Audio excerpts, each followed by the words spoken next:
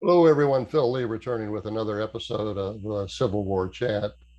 Today's is Wednesday, the 23rd of March, 2022. And our topic today is a question: is secession treason? Although he's authored several full-length books, Bo Traywick's latest release is a pamphlet titled Is Secession Treason? A Requiem for Western Civilization. Although nearly all Americans today believe that secession is illegal, it was not a settled case at the start of the Civil War. In truth, it was a remedy that geographically isolated political minorities repeatedly considered from 1789 to 1861. As a result, it tended to find favor within those regions that were out of power in Washington.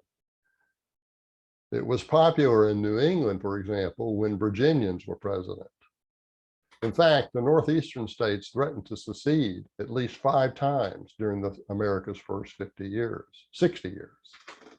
The first time was during Washington's presidency when the Treasury Secretary Alexander Hamilton warned that the Northeastern states would secede unless the federal government agreed to assume an obligation to pay off the Revolutionary War debts of the states. In 1803, New Englanders threatened to secede over the Louisiana Purchase. In 1807, they again threatened secession after America announced a trade embargo. The president, hoping to avoid the War of 1812 by use of economic sanctions, which was the embargo. After the embargo failed, Congress felt compelled to declare war on Great Britain in 1812. But most New Englanders cooperated little in our nation's defense. They traded with the enemy, and at that time they were the maritime center of the United States and the major trading center. In 1843, leaders in the Northeastern states threatened to cede over the proposed annexation of Texas. If antebellum New Englanders had had their way, America's western border today would be the Mississippi River instead of the Pacific Ocean. In fact, without the influence of 2 Southern presidents, Thomas Jefferson and James K. Polk, America's western border today would be the Mississippi River. From the start of the Republic, 2 of the most populous states announced their membership in the Union to be conditional. Upon ratifying the Constitution, Virginia stated, quote, "We, the delegates of the people of Virginia, declare and make known that the powers granted under the Constitution, being derived from the people of the United States, may be resumed by them whensoever the same shall be perverted to their injury or oppression," close quote. Similarly, New Yorkers declared, quote, "We delegates declare that all power is originally invested in the people and that government is instituted by them in their common interest, protection, and security. That the powers of the government may be resumed by the people whensoever it shall become necessary," close quote. Contrary to popular belief, secession as treason was not the opinion of antebellum abolitionists in the North, who loudly proclaimed for, quote, "no union with slaveholders," close quote. Nor was it the opinion of many Northern newspaper editors who were thrown in prison and had their presses destroyed during Lincoln's presidency for voicing opinions that secession may well be legal. Traywick writes, quote, "Before the Civil War, the Constitution limited the powers of the federal government and guaranteed the reserved powers of the states," meaning the 10th Amendment powers. But Lincoln's War and the Reconstruction that followed was a bloody and murderous usurpation of power that transformed the voluntary union of sovereign states created by the founders into a coerced empire pinned together by bayonets. Before the war, the general government was made to conform to the Constitution. After the war, the Constitution was made to conform to the general government. The postbellum trend continues presently as exemplified by this very day by the Supreme Court nominee, Ketanji Jackson. America's founders did not intend for court rulings to create new so-called constitutional rights that are not enumerated in the document.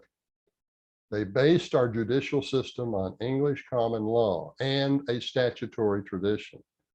Common law is derived from custom and judicial precedent, whereas statute law is passed by a legislature or some other governing body.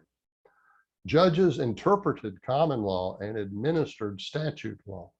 Although English judges had interpreted law through the lens of equity, meaning fairness, they had done so by understanding that equity should be no more than, quote, the correction wherein the law is deficient, close quote. But equity was not omnipotent. Among the legal scholars who most influenced the founding fathers was William Blackstone, who wrote, quote, the liberty of considering all cases in an equitable light must not be judged too far, must not be indulged too far, lest we destroy all law and leave every decision entirely to the breast of the judge.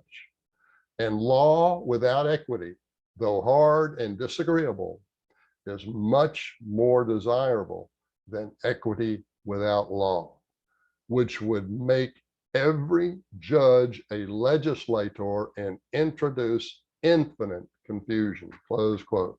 Blackstone was prescient. Blackstone's remark is prescient because it anticipated the present madness over the so-called racial equity. As the Big Daddy character in Cat on a Hot Tin Roof might have said when lecturing his 30-year-old ne'er-do-well son on personal responsibility, quote, equity, if you've got to use that kind of language to excuse your failures, it's 90 proof bull and I ain't buying any, close quote. If postbellum prosecutors were confident that secession was treason, they would have tried Jefferson Davis for treason, but they didn't.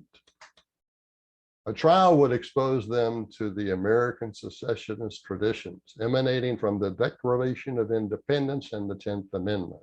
It might also reveal that Abraham Lincoln, who had not recognized the Confederate States as being outside the Union, might have committed treason under Article 3, Section 3 of the Constitution when he invaded them. Instead of tackling a dubious treason trial, the Supreme Court ruled 4 years later in 1869 that the ex-Confederate state of Texas had never legally left the Union. Specifically, even though the state sold during the war $10 million in United States bonds that had been given to it 10 years before the war, the court ruled that the succeeding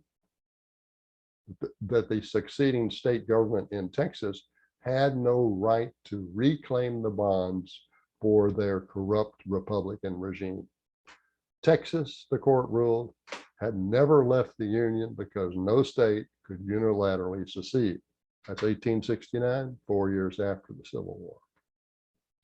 Traywick concludes with a warning comparison between the Russia of 100 years ago and America today.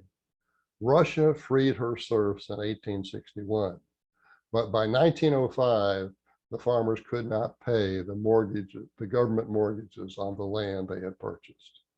A depression followed that put Russia deeply in debt to international bankers. Since there was no way for the bankers to foreclose while the Tsar had an army, revolution would be the creditor's ticket. After the Bolsheviks took over, the bankers foreclosed on Tsarist Russia and made new loans with the communists. Presently, America's welfare state is $30 trillion in debt. When the cost of servicing the perpetually growing debt exceeds the income available, when printed money makes welfare payments worthless with inflation, America's creditors will foreclose, and America as we know it will collapse into chaos and misery. Okay, this is Bo's pamphlet on the is secession legal or treason. This is my book on causes of the Civil War. A number of the points that he makes in his pamphlet, I also include in Causes of the Civil War. It's $22 at Amazon. If you'd like an autographed copy, it's $26 from me. Just email me, Phil, Phil _Lee, Leigh. This book, among other things, is going to tell you about all the times before the Civil War when the Northerners wanted to secede. Okay, that's our show for today, and thanks for watching.